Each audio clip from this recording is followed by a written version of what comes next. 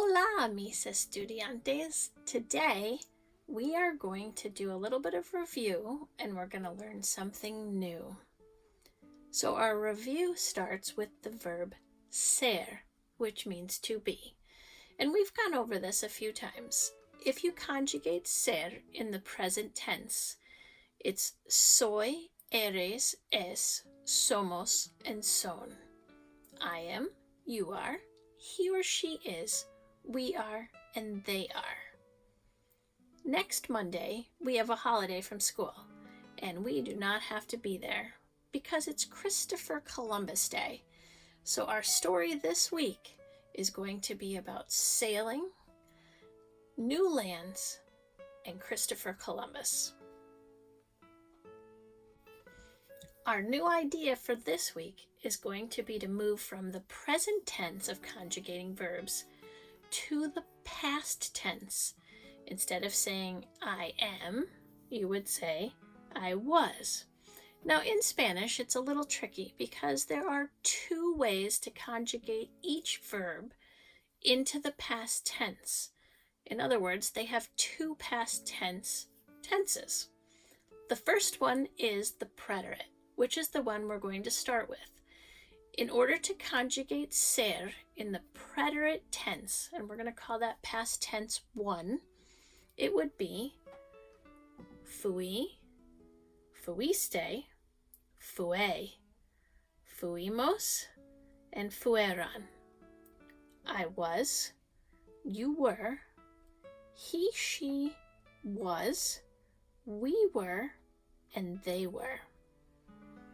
What I would like you to do is to write out the present tense conjugation of ser, which we went over as soy, eres, es, somos, son. And then I would like you to write the preterite conjugation of ser, which is fui, fuiste, fue, fuimos, fueron. That will be your first assignment for Tuesday, October 5th. You might find yourself asking, why would there be two past tense conjugations in a language? I'm going to tell you why we have the preterite tense. And it says right here, Spanish has two simple past tenses, the preterite and the imperfect. Remember, we're studying the preterite right now. The imperfect tense will be studied later on. The preterite tense is used to refer to actions or states that the speaker views as completed in the past. So, what this means is it's something that we know is finished and done. I made my bed. I ate my dinner. I washed the dishes. They're all things that we did and they are completed. As opposed to, when I was a child, I used to jump rope. That's going to fall in the imperfect tense. And what they're saying there is you don't know when you started jumping rope and you don't know when you ended jumping rope. You could still be doing it now for all we know. And we will go over that also in the future. But just for today, I want you to go through the preterite tense, and we're talking about the verb ser.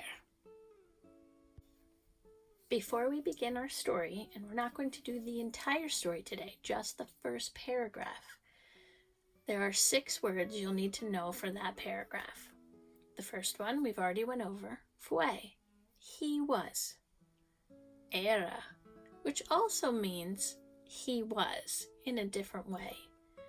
Tejedor, where have we seen that before? Last week we had the verb tejer, which means to weave. A tejedor is a weaver. Marinaro is a sailor. Soñaba means dreamed. And quería means wanted. What I'd like you to do is write down each of those words twice. And I will put all of these things at the end. But I would like you to write fue, era, tejedor, marinero, soñaba, and Korea in their English counterpart 2 times each. And so our story begins. Cristóbal Colón fue un explorador famoso. Christopher Columbus was a famous explorer. Nació en Genova, Italia, en 1451. He was born in Genova, Italy in 1451.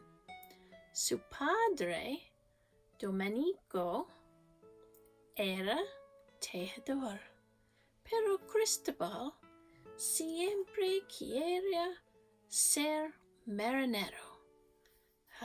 His father, Dominic, now there's that word was again, was a weaver. But Christopher always wanted to be a sailor. Desde pequeño soñaba con navegar en alta mar. After dreaming much, he always wanted to be a sailor of the high seas. Cristobal creció y llegó a ser un marinero de mucha experiencia. After a while, Christopher grew up and he became a sailor with much experience.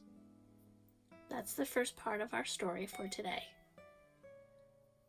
Remember, your assignment for Tuesday is to conjugate both ser in the present tense and the preterite tense. Please identify each one as to which ones they are.